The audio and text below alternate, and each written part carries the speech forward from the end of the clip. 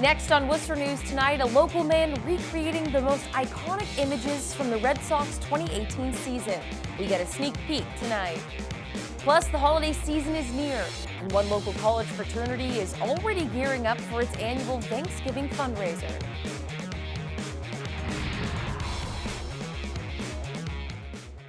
Good evening and thanks for joining us. I'm Anna Botari.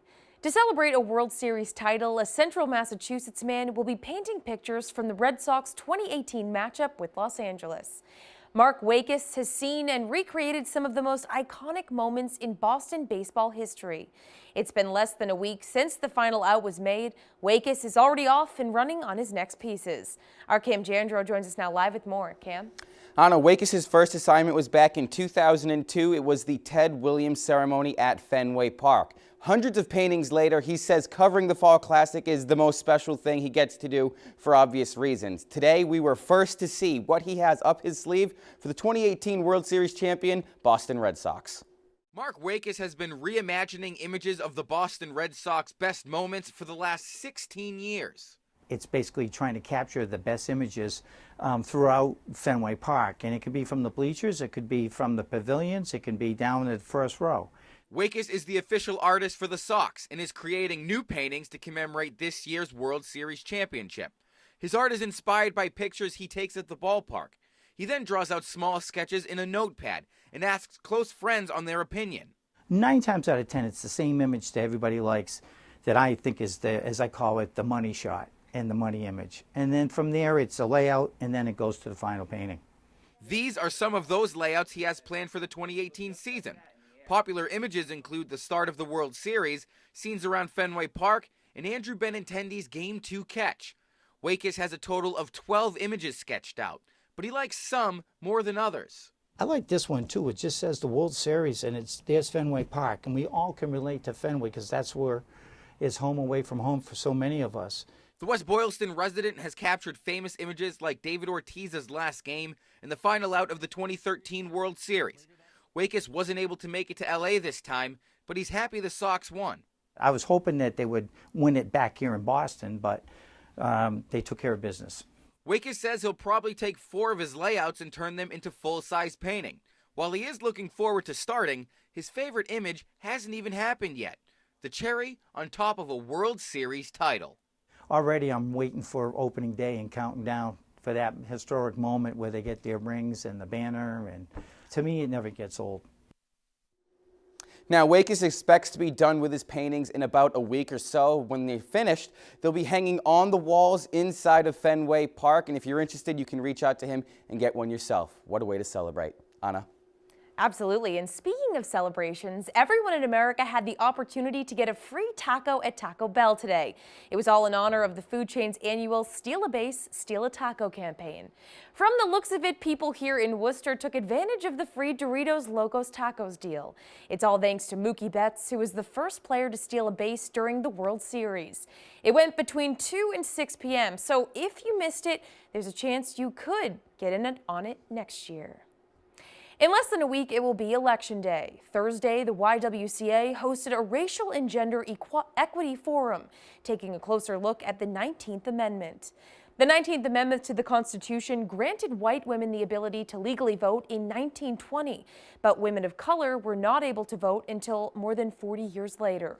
The YWCA's Maritza Cruz says the reason they're doing this is to educate the community on the history and because there are currently women's rights being suppressed in this country. It's important for us to lift our voices, to educate and inform folks about what a privilege it is to vote and that we have it in this country. But that's being, right now that's being tampered with. And that privilege is something that it's our constitutional right. And we cannot allow others to try to suppress that. They're encouraging everyone to exercise their right to vote this November 6th. The holiday season is right around the corner, and the Lambda Chi Alpha fraternity at WPI isn't wasting any time getting ready for its annual Thanksgiving food drive.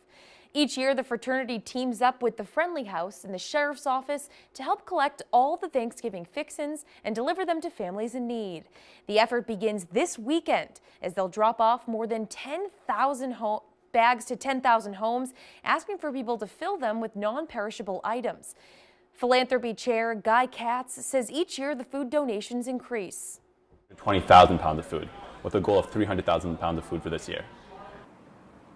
Lambda Chi Alpha asks for people to leave the bags on their doorstep for pickup Sunday, November 11th. More on those stories in just a moment, but first, the body of a Millbury woman in her 70s is recovered in town Thursday morning. Police say a car on Providence Street led officers to begin a search for a woman. It ended around noontime today when her body was recovered near the Blackstone River. Police, fire, and state investigators were involved. No foul play is suspected. Will bring closure and that the deceased was recovered. The woman's identity is not being released until all of her family has been notified. A Webster woman is arrested early Thursday morning. Dudley police say she was intoxicated when she crashed into 3 parked cars. 29-year-old Lauren Susie is facing multiple charges. Dudley police responded to reports of a hit and run on Oxford Avenue around 2 a.m. 3 parked cars in Susie's vehicle were heavily damaged. The suspect was arrested about a half a mile from the scene of the crash. Police say it's Susie's second offense for OUI. The Worcester Regional Research Bureau out with a report this week. It's suggesting the city should put monitoring devices on its vehicles. The move could save Worcester some money. Our Chandler Walsh has the story. A new report shows Worcester could benefit from using GPS tracking in city-owned vehicles.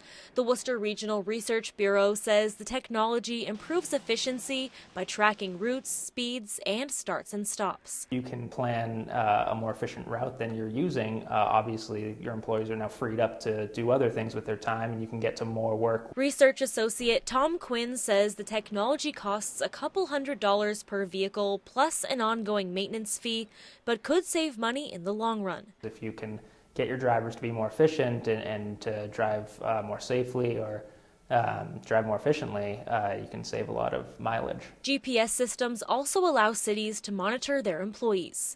In a statement, City Manager Ed Augustus says the city is always open to looking into new ways that municipal services can be more effective, accountable, and transparent for our residents.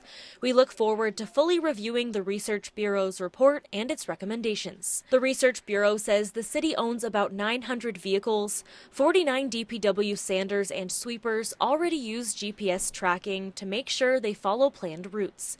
Quinn says cities across the country have shown success in other areas as well. Cities have also used it for safety, to keep track of employees, especially first responders. Cities have used it to address customer complaints if a customer says their garbage wasn't picked up, for example. Quinn says the system would also improve residents' quality of life by ensuring services like faster trash pickup and snow removal. Government running more efficiently can only be a good thing. Chandler Walsh, Worcester News Tonight. 15,000 square feet of space in Worcester's Union Station is set to become the new headquarters for the state's Cannabis Control Commission. According to the Telegram, the state has given conditional acceptance to its proposal. City leaders will now be talking to officials from the State Division of Capital Asset Management and Maintenance regarding the terms of the lease. The space was formerly occupied by a civil engineering firm. 2 organizations are working to help people get health insurance. The Massachusetts Health Connector and Family Health Center of Worcester says the city has a higher rate of uninsured residents, and they're hoping to fix this problem. Our Brittany Schaefer explains. We can give them a copy or we can answer the questions. The Massachusetts Health Connector and Family Health Center of Worcester are on a mission to get everyone in the Worcester area health insurance. Open enrollment is the time of year when anyone who doesn't have health insurance can sign up. There's no conditions attached. And we saw hundreds of people coming this morning, 7 o'clock. According to the Health Connector, 97% of people have health insurance in Massachusetts. And while the federal mandate penalty is going away next year, the state is still enforcing their tax penalty for those without health insurance. Massachusetts always takes the lead in terms of the protection of access to care to the resident of the state. And that's why we kept the individual mandate. The pre-enrollment tour stopped in the city because of the higher rate of uninsured residents here. The Massachusetts Health Connector's Jason Leffert says it's important to be covered. If you don't have health insurance and you go to the doctor, you're going to get stuck with a big bill that you may not be able to afford. So we want people to have health insurance and be able to go to the doctor whenever they need to. The medical clinic helped 28,000 people in the Worcester area maintain coverage last year and 3,500 gain insurance. They say even if you don't think you can afford coverage, to give them a call. There's always an option, yes, because there's a misunderstanding sometimes outside. They'll tell you, I have this income, probably I don't qualify. No, come here, you will sit with the navigators and you see your chances. Open enrollment through the Massachusetts Health Connector continues through January 23rd. Brittany Schaefer, Worcester News Tonight. Worcester's Commissioner of Health and Human Services is recognized by the Edward Kennedy Community Health Center Thursday. Dr. Matilde Castile was honored for her impact in the Worcester community over the last 28 years. The Kennedy CDC gives gold medals to people and organizations trying to improve the health of their communities they serve. Castile says she's working on numerous things to make Worcester a better place. And I think a lot of what I work with is homelessness, mental health, addiction, all of those things which go hand in hand, food access, which is important. We look at what's happening in the Worcester Public Schools. How do we help them with some of the things that are going on there? And this year, Dr. Castilla is our MVP. She is full of spirit. She has really brought this community together in ways that we can't even measure. Other awardees Thursday include the YMCA of Central Massachusetts, Metro West YMCA, YWCA, and Hockomock YMCA.